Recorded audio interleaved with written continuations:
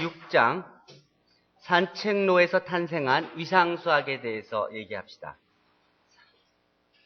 여기 표지의 사진은 오사카 도톤보리에 있는 요츠하시 다리의 유적지에 있는 기념 표식인데, 여기에 써 있는 문제가 도톤보리에 있는 24개의 다리 건너기 문제입니다. 옛날에는 오사카를 나니와라고 불렀다고 합니다. 일본의 제2의 도시고, 얼마 전에 그 오사카에 사는 한인들에 대해서 TV에서 아주 자세하게 보여준 적이 있었는데, 자, 시작은 퍼즐이 학문으로 발전하다. 많은 수학자가 수학이란 무엇인가 라는 질문에 대답하기 어렵다고 얘기하는데, 그 이유는 이전의 시대에는 도저히 수학의 대상이 되지 않았던 대상으로부터 새로운 발상의 수학이 탄생한 예가 많이 있기 때문이다 라고 저자는 서술했습니다. 계속 발전하는 학문을 단정하여 한마디로 정의할 수는 없다는 생각을 가진 듯합니다. 자, 이 챕터 6에서는 18세기까지는 단지 쉬운 퍼즐이었던 문제가 엄밀하고 논리적인 학문으로 발전한 대표적인 예를 주제로 삼게 됩니다. 7개의 다리 건너기. 산책하는 모든 사람이 도전했다는 신기한 문제인데, 누가 수학을 좋아한다든지 또는 수학자라고 말하면 그것만으로도 약간 좀 엉뚱한 사람이라고 여겨지는 경우가 종종 있는데, 그럼에도 불구하고 보통 사람들이 이 수학 퍼즐을 좋아하는 경우가 많습니다. 여기서 소개하는 문제도 그 당시 그 도시 대부분의 사람들이 흥미를 가지고 도전했던 문제였습니다. 지금은 러시아의 일부지만 이전에는 동프로이센의 수도였던 퀴니스버그, 지금은 칼리닌그라드라는 도시인데, 이 퀴니스버그, 발트해 면한 항구를 갖고 있는 도시 퀴니스버그는 14세기에서 15세기 사이에는 한자 동맹의 소속 도시로 번영했고, 또 철학자 칸트가 평생을 지내며 많은 유명한 수학자를 배출한 퀴니스버그 대학이 위치한 사세계 도시로 알려져 있습니다. 이제 이 도시의 사람들이 흥미를 갖고 도전했다는 문제를 소개하도록 하겠습니다. 문제. 자, 거리 중간에 흐르고 있는 프레겔 강이 이렇게 있고, 이 섬을 잇는 7개의 다리가, 하나, 둘, 셋, 넷, 다섯, 여섯, 7개의 다리가 있습니다. 이 7개의 다리를 모두 딱 한 번씩만 건너면서, 산책을 다 마칠 수 있는 방법이 있을까? 직접 시도를 해보니까 잘 답이 안 나오는데, 어쨌든 이것을 수학적으로 생각할 때 한 붓으로 그런 길을 그릴 수 있는가 하는 문제와 같은 문제고, 그래서 한붓 그리기란 주어진 도형을 그릴 때 선을 한 번도 떼지 아니하면서 같은 선의를 2번 반복해서 지나지 않도록 그리는 것을 말하는데, 이 한붓 그리기의 시작이 이 강의 다리에서 시작되었다고 합니다. 1736년 오일러가 위의 조건을 만족시키는 방법은 존재하지 않는다는 것을 증명한 것에서 이 한붓 그리기 문제가 학문적인 설정이 주어졌습니다. 이것이 이제 그래프 이론에 관련된 첫 번째 페이퍼고, 이것이 위상수학의 시작점입니다. 이 퀴니스버그 다리를 한번 보면, 여기 보면 여기 섬이 있고, 여기에 의사당이 있고, 대학이 있고, 성당이 있고, 초록색 다리, 상점다리, 대장간집 다리, 화약의 다리, 높은 다리, 봉밀다리, 나무 다리, 그리고 이제 강이 신프레겔 강과 구프레겔 강이 합쳐져서 이렇게 지나가는데, 이걸 이제 그림으로 그리면 요런 이제 한붓 그리기 문제로 바꿔서 설명할 수 있고, 이런 구조입니다.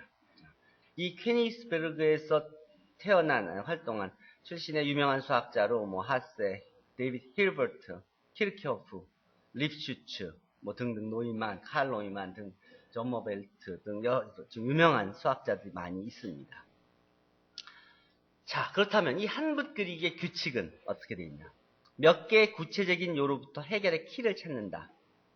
오래전부터 인간, 특히 어린아이가 사물을 그린 그림은 형태를 대충 곡선으로 쭉 이어가면서 한 붓으로 그리거나 또는 이에 가까운 그림이 많습니다. 7개의 다리 건너기는 문제는 불가능한 문제인가? 처음에는 이 문제가 굉장히 쉬울 거라는 선입관을 가지고들 열심히 도전했는데 실패하면 뭐 자기 방법이 틀렸으니까 뭐 누가 하겠지 하고 기다리면서 그러면서 또 다른 방법도 시도해보고 해봤지만 이렇게도 저렇게도 잘 안 되니까 계속 실패하면서 혹시 답이 없는 건 아닌가 하는 생각들을 사람들이 하게 됐고 그렇다면 답이 없다는 것을 증명해야 되는데 그런 존재하지 않는다는 것을 증명해야 되는데 이 논리적으로 증명한다는 것이 이 아마추어 수학자들에게 쉬운 일이 아니었습니다. 이 문제를 훌륭하게 해결한 사람이 바로 당시의 위대한 수학자 레오나르드 오일러였습니다. 그는 아마추어도 이해하기 쉽게 증명 방법을 정확하게 설명했는데 앞에 쪽에 자, 그거에 대해서 설명하도록 하겠습니다. 어쨌든 어떤 문제를 다룰 때 해결하거나 또는 이걸 해결할 수 없거나 또는 기타 경우가 있는데 해결하는 경우에는 논증한다 또는 실증한다 또는 풀 수 없는 경우에는 불가능하다는 걸 증명하든지 아니면 내가 몰라서 못 푼다든지 이런 경우로 구분할 수 있고 또 기타는 문제가 불분명하게 설명되어 있거나 뭐 조건이 부족해서 이제 아직 미완성된 문제인 경우 뭐 이런 뭐 분류를 그냥 했습니다. 자, 이제 여기서 얘기한 것은 풀 수는 없었는데 그러면 이걸 내가 몰라서 못 푸는 거냐, 풀이 방법을 못 찾아서 그런 거냐, 아니면 존재하지 않는 것을 내가 찾고 있는 거냐는 걸 증명하는 거냐 하는 이제 그 두 가지에서 오일러가 증명을 해준 겁니다. 자, 오일러는 수학 전 분야에 걸쳐 그가 쓴 저서와 논문이 약 850편 이상에 달하는 18세기 후반 모든 수학자의 스승으로 칭송받는 사람입니다. 함수의 기호 f of x를 포함하여 수학적 용어와 기호를 정립하는 데 큰 기여를 했고 역사상 가장 많은 업적을 남긴 천재 수학자로 기용되는 위대한 수학자 중에 한 명입니다. 자, 잘 알려진 한빛으로 그린 그림 예를 보면 고대 구석기 시대의 동굴 벽화, 프랑스에 있는 이 사냥하는 그림, 이것도 한붓으로 그린 나스카의 그림, 나스카 라인이라고 하는 이거는 그리고 또 만리장성의 서쪽 끝에 가역관 바닥에 그려진 그림, 용을 그린 건데 2000년 서기 2000년에 이제 사진을 찍은 거라고 합니다. 뭐 이런 것도 한붓 그리기 한 예고, 뭐 이런 그림도 많이 찾을 수 있고. 자, 그러니까 이런 그림은 어디서 시작해도 다 똑같은 그림을 그릴 수 있는 그림들의 예고, 어디서 시작해도 여기서 시작하고 여기서 시작하고. 이거는 어떤 특정 점에서 시작하면 한붓 그리기가 가능하지만 엉뚱한 데서 시작하면 불가능한 경우의 예들이고요. 이런 것은 한붓 그리기로 절대로 그릴 수 없는 예들이고, 뭐 여러 가지 경우들이 나옵니다. 자, 그렇다면 이런 규칙, 수학이란 하나의 규칙을 발견하는 것이다. 이제 한붓 그리기에 관한 규칙은 어떻게 발견되었을까? 선 그림은 하나의 이 한붓 그리기 문제는 이 그림을 보면 이걸 갖고 직접 여기를 다니면서 찾는 것은 무모하지만 이런 도형으로 만들어 놓고 이제 논리를 찾은 거예요. 실제로 증명도 하고 그거에서 이제 오일러의 공식이 나오죠. 자, 어쨌든. 수학이란 하나의 규칙을 발견하는 것이다. 한붓 그리기에 관한 규칙은 어떻게 발견되었을까? 선 그림은 원 라인 드로잉은 하나의 점에서 시작되어 한 점에서 끝나는 선의 개수를 가지고 분류하는데 수학 용어를 이용하면 다음과 같이 분류한다. 짝수점, 홀수점. 그러니까 한 점에서 짝수개의 선이 나온 점을 짝수점, 한 점에서 홀수개의 선이 나온 점을 홀수점이라고 하면 이제 그래프 이론의 이제 이게 첫 번째 페이퍼가 이제 시작되는 세팅이에요. A는 짝수점만의 그림이고 B는 홀수점이 두 개인 그림이고 이제 여기서 A, B, C를 구분한 겁니다. A, B, C를. 그리고 C는 홀수점이 4개 이상인 그림. 이제 이렇게 되는데 이걸 정리하면 홀수점이 하나도 없는 그림은 어디서부터 시작해도 그림을 그릴 수 있고 홀수점이 2개인 그림은 한쪽의 홀수점에서 시작하여 다른 쪽에서 끝나도록 그릴 수가 있고 홀수점이 4개 이상인 그림은 그릴 수가 없다. 이상의 규칙으로부터 7개 다리를 한 번씩 건너는 이런 문제에서 홀수점이 4개이기 때문에 한붓 그리기가 불가능하다는 것을 확인한 겁니다. 이 답으로 케니스버그의 사람들이 고민하던 문제는 일단 해결된 것입니다. 그렇지만 수학자 원료는 이 문제를 계속 연구하여 도형에 관한 여러 가지 성질을 발견했습니다. 그 기본은 유클리드의 원론이 접근했던 수학과는 근본적으로 다른 것이었습니다. 내용을 보면 이 알파벳의 고딕 문자, 뭐 일본의 가나카나 분류인데, 자 참고 0과 같은 모양의 것들 고무제품이라고 생각하고 공기를 넣어보면 모두 원이 된다. 즉 여기는 이 그림들이 다 결국 구조적으로 다 똑같은, 아까 같이 점과 연결만 갖고 버티스와 그리고 엣지들만 가지고 생각하면 이게 다 똑같은 구조를 갖고 있는, 예를 들어 이걸 풍선이라고 생각하고 이 풍선 모양이 이렇다고 생각하고 이 바람을 불어넣으면 다 똑같은 원이 된다는 소리죠. 여기서 같은 모양이라는 의미는 잡아당기거나 구부리거나 펴서 모양을 바꿔도 위상, 위치의 패턴이 똑같다는 그런 의미로 같다고 얘기하는 겁니다. 자, 그다음 위상이 같다는 의미는 뭐냐? 전통적으로 중요하게 여기는 길이, 각도, 넓이 등의 계량이나 평행, 수직 등의 방향이라는 도형의 양적 성질을 모두 버리고 점의 늘어섬, 선의 연결만을 보존한다고 하는 이 180도의 다른 규칙이 적용되는 겁니다. 이전의 기하학과는 완전히 다른 거죠. 구체적인 예를 가까운 곳에서 찾아보면 이 잡아당기거나 구부리거나 해서 같은 모양이 되면 같은 모양, 위상 동형이라고 하는데, 그 예로 미로, 찾기 힘든 길, 그리고 실로 만드는 수공품, 또 실로 하는 마술, 사다리 타기 등에서 쉽게 볼 수 있습니다. 자, 그러면 이 헝클어진 실들을 쭉 피면 어떤 모양이 될까? 여기 겹치지 않게 잘 돼 있으면 쫙 한 줄로 펴지는 게 있고, 이런 거는 세 번째 같은 건 이렇게 고리가 하나가 생기는 그런 구조가 다른 걸 쉽게 확인할 수 있을 겁니다.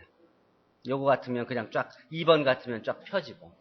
여러분들은 이런 문제들이 이제 중간고사 때 내가 낼 문제들이니까 책에 이 퀘션으로 나온 문제들이 있죠? 여러분들 몇 개를 풀었죠? 그 푼 것 실제로 지금도 수시로 풀어서 그 Q&A에 같이 토론을 하세요. 그 중에 시험 문제를 몇 개 낼 테니까, 당연히. 그렇죠? 꼭 숙제로 제출하지 않아도. 그러니까 많은 사람은 못 맞히고 한 사람은 맞추는 문제가 될 텐데. 그럼 궁금한 게 있으면 물어보고 토론하고. 자, 마술 같은 도형학, 위상수학. 유연한 생각으로부터 여러 가지 불가사의가 탄생한다 그랬어요. 여럿이 삽을 가지고 놀이하는 기분으로 구멍을 파다가 우연히 한 사람이 광맥을 발견하고 파고 들어갔더니 금은동, 물론 다이아몬드까지 많은 보석이 나왔다면 전문가도 깜짝 놀랄 것이다. 이러한 얘기에 꼭 맞는 것이 바로 이 7개의 다리를 한 번에 건너는 문제다. 종래에 잘 알려지고 익숙한 이 계량기하학과는 아주 다른 위상기하학이라는 수학이 탄생하여 광범위하게 이용되고 발전되었다. 필요하면 모양을 쓰기 쉽도록 규칙에 따라 변형해서도 좋다는 것이 기본 특징이다. 이 19세기 이후 복잡하게 변해갔던 유럽 지도를 만드는데 최소의 색으로 인쇄하려고 고민하던 문제가 유명한 포칼라 프로그램으로 발전한 것이고, 마침내 컴퓨터를 이용해서 1980년대에 답을 냈죠. 결국 또 증명을 했죠. 매스메티컬 베리피케이션이 끝났죠. 자, 이런 그 복잡한 지도를 이 구조를 바꿔놓으면 이런 식으로 패턴으로 이 둘은 위상 동형인 그런 구조를 갖는 겁니다. 사색 문제, 포칼라 프로그램에 대해서는 실증은 완료되었으나 논증은 아직 여지가 남아있다고 썼습니다. 컴퓨터를 이용해서 모든 경우를 체크해서 증명한 매스메티컬 베리피케이션이었기 때문에.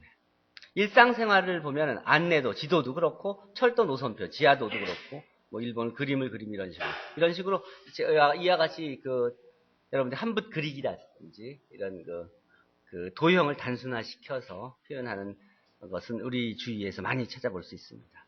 이 위상수학의 세계를 예를 들어보면 메비우스의 띠에는 앞면과 뒷면이 없죠. 클라인의 버틀, 분명히 닫혀 있는데 사실은 열려 있고, 안에서 출발해서 가면 바깥이고 바깥에서 다시 따라가면 안이 되고. 그러나 이런 엉뚱하게 보이는 이런 수학적인 구조물들이 실제로 우리 기계 벨트 등으로 이미 사용되고 있습니다. 특히 메비우스 띠 같은 거는 여러분들이 방앗간에 가면 그러면 쉽게 볼 수 있는 그런 예입니다. 그러니까 우리 생활과 산업에 아주 밀접한 관계가 되어 있는 그런 예들입니다.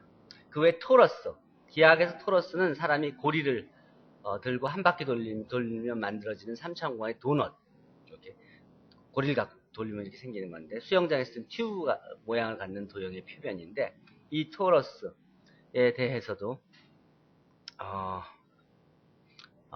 따라서 이 표면은 고리 모양의 연속면이고 링 토러스 또는 토러스라고 부른다. 특수한 경우로 축이 원의 반지름인 경우 표면은 구가되고, 이것도 다양한 응용들이 있습니다. 자, 여러분들은 주위에 위상 동형인 그런 그 예들을 찾아 보시도록 해보세요. 이 19세기의 메비우스와 20세기의 클라인 모두 이 독일의 수학자. 그러니까 당시에 독일이 이런 새로운 분야의 새로운 연구들의 정말을 창출하면서, 그러면 아까 얘기했듯이 그 금맥을 금광을 발견한 것 같이 그 혁신적으로 수학적인 기여를 하면서 수학의 강국으로 부각하게 된 겁니다. 그 이전에 이 독일 사람들은 로마 사람이나 이런 데서는 지금 로마 제국의 탄생과 멸망이라는 그 시리즈를 EBS에서 종종 하는데, 그쪽 사람들은 이쪽 그 게르만족 이쪽을 언제나 바바리안이라고 불렀어요. 굉장히 이전에는 무시받던 그 민족이 이런 수학자들을 배출하면서 그야말로 학문적인 강국으로 태어나서, 그래서 특히 캘큘러스를, 수학을, 과학을, 공학을 큰 기여를 했고, 그랬기 때문에 전에 얘기했듯이 이스라엘 공과대학이 도대체 어느 용어로 공과대학을 수업을 해야 되느냐 하는 거에서 돈을 낸 그 영어를 쓰는 영국계, 미국계 유태인들과 엔지니어링을 독일어 책 없이, 독일어를 이용하지 않고 공부한다는 것이 불가능하다고 주장하던 사람들이 몇 년 동안 결국 학교 문을 못 열게 했던 그런 계기를 제공하기도 했던 겁니다. 자, 마지막으로 우리 아시아에도 이런 다리 건너기 문제가 있었다 하는 것을 이제 소개합니다.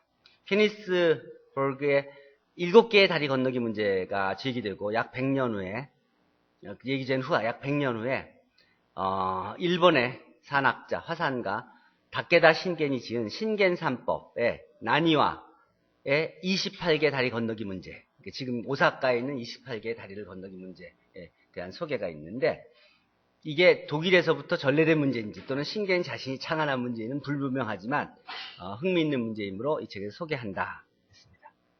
자, 에도 시대, 특히 오사카 사람들이 얼마나 흥미를 가졌는가는 불분명하지만 다리의 개수가 너무나 많아서 아마 이 20개, 8개 다리를 다 도전하면서 이 답을 찾으려고 노력한 사람보다는 중도에 포기한 사람이 많았을 것으로 예상한다고 합니다. 현재는 다음 쪽 지도와 같이 강은 거의 다 매립되어 도톤보리 강과 요츠하시를 기념하는 다리의 모형만 남아있다고 합니다. 아래를 보죠.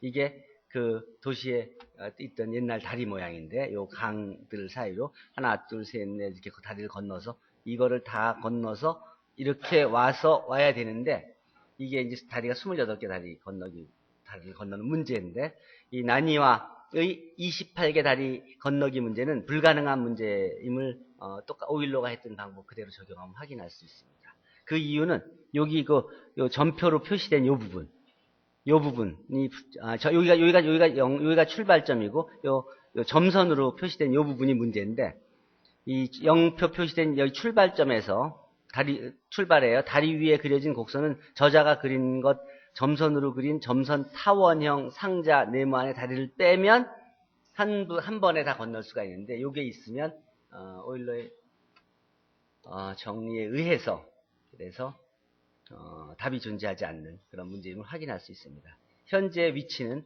요 오사카의 요 도톤보리 부근으로 그림이 아까 저 표지에서 봤듯이 그 기념비가 남아 있다고 합니다. 자, 이상입니다. 오늘 6장 설명에 대해서 질문이 있으면 질문하세요.